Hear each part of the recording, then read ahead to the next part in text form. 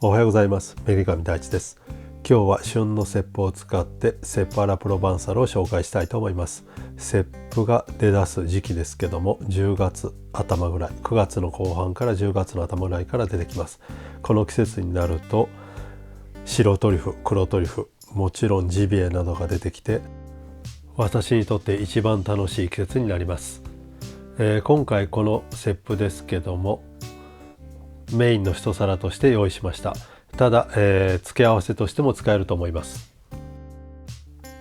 今回この動画の中でセップの下処理の仕方をゆっくり丁寧に解説していきたいと思います。それでは始めましょ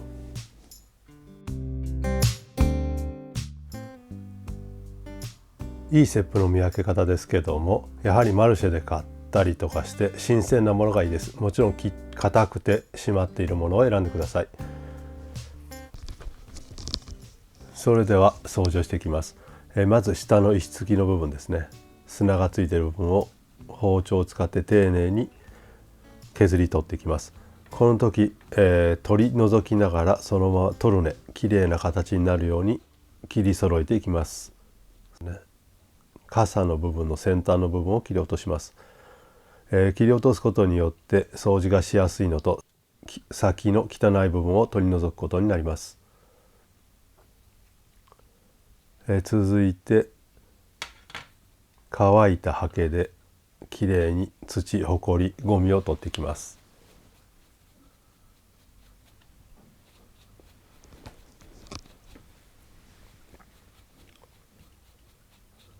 その後傘の部分もハケで同じように汚れを取っていきます。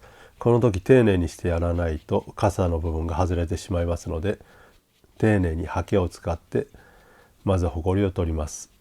その後濡れた紙もしくは濡れた布できれいに汚れを拭き取ってきます。基本的にセップ、キノコ類ですけども、水でバシャバシャ洗うことはしません。もし洗ってしまうと水が入ってしまってうまみが薄れてしまいますし、腐りやすくなってしまいます。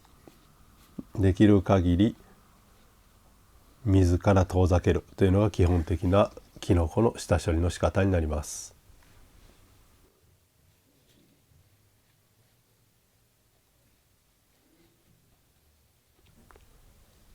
それではもう一度次のセップ掃除していきます。まずこのように包丁できれいに形を整えながら下の土の部分、硬い部分を取り除きます。その後傘の先の部分を切り落として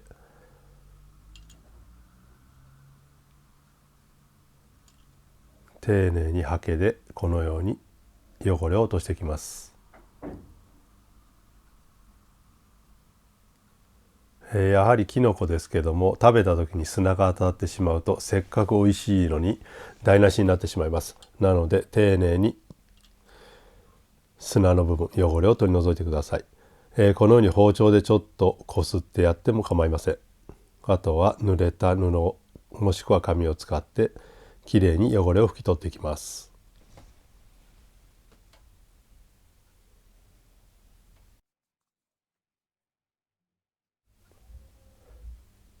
このような感じに全てきれいに掃除し終わりました。それでは切っていきたいと思います。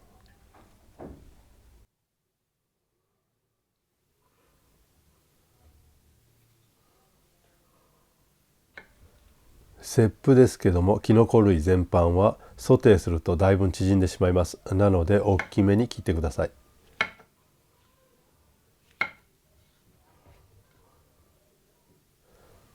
このように半分に切った時に断面に穴があれば虫がいる証拠です。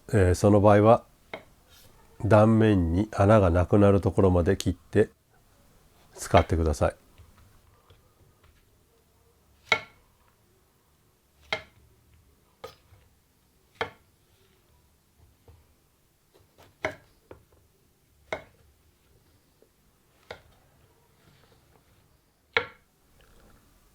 これでセップの下処理と準備は完了です。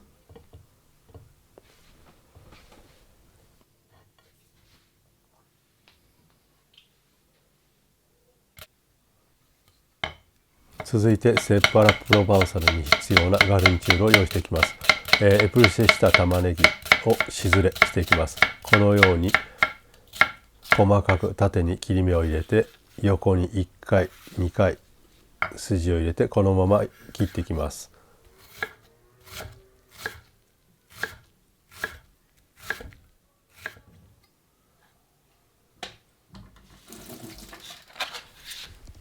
はい、もちろんこの後このカードを使って入れ物に移し替えてください。ニンニクも同様にエプルシェ、皮を剥いて中の芽を取ってアッシェ、みじん切りにしていきます。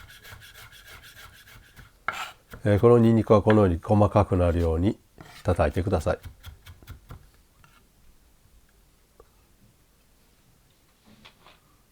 これも同様にカードを使って器に入れます。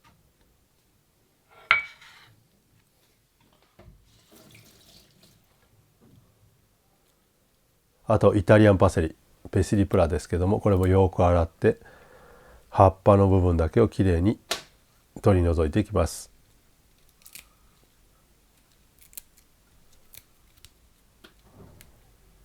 なるべく茎の部分は入れないでください。口に残ってしまいます。もちろん茎の部分はまたブーケガルニなどに使いますので置いておいてください。このようによく切れる包丁でコンカッセですね、ざっくり、この時も包丁で叩くのではなく包丁を動かしながら切るというイメージでコンカッセにしてください。同様にカードを使って移し替えておきます。最後仕上げにレモン汁が必要なのでレモンを切っておきます。こういう感じに切ると種が入らないので非常に便利です。これで左上から玉ねぎのちずれ、パセリのコンカッセ、レモン、ニンニクのアッシェ、あと大きめに切ったセップ、今回の、材料がすべて揃いました。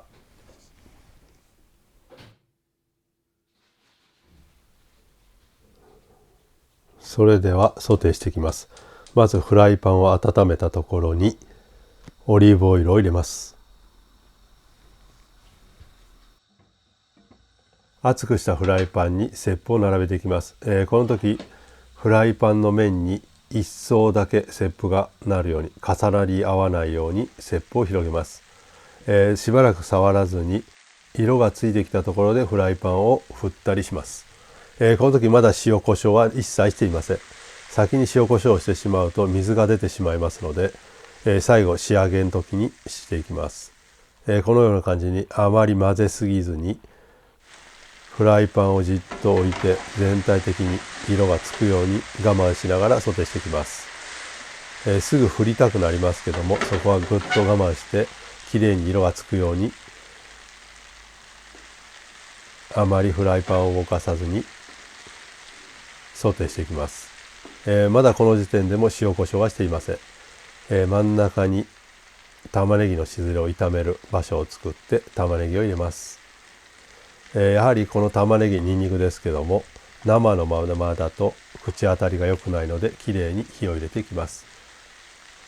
ここににんにくの足も入れます。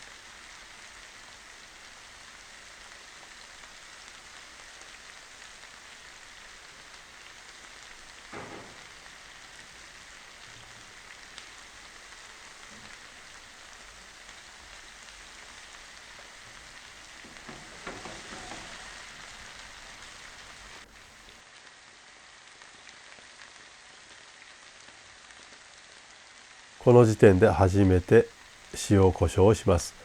玉ねぎにも火が入り始めてますし、セップももうすぐ色がつききります。玉ねぎを入れるタイミングはセップに火が入りきらない段階で玉ねぎを入れて、玉ねぎがきっちり火が入るのを逆算しながら、最後仕上がった時には全てきれいに火が入っているという状態に仕上げます。なのでここで軽く塩をして玉ねぎをよく混ぜて、全体的にこのように混ぜていきます。塩コショウがきっちり行き渡るように混ぜていきます。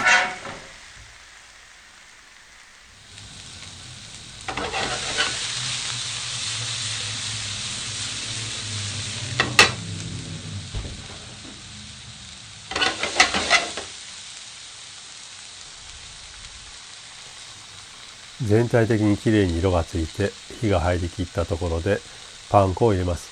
パン粉を入れることによって切腹から出た香り、うまみ、玉ねぎのうまみが油に出てます。その油をきれいにパン粉が吸い取ってより美味しくなります。最後パセリのコンカッセを入れます。パセリのコンカッセも生のまま食べるより軽く炒めることによってより香りが出ますので軽く炒めてください。見てもらったら分かりますけど、フライパンの中に残っていた油、うまみがですね全部パン粉に移って非常に美味しく仕上がります。最後味を締めるためにレモン汁を絞って炒めてセッパーラプロバンサルの完成です。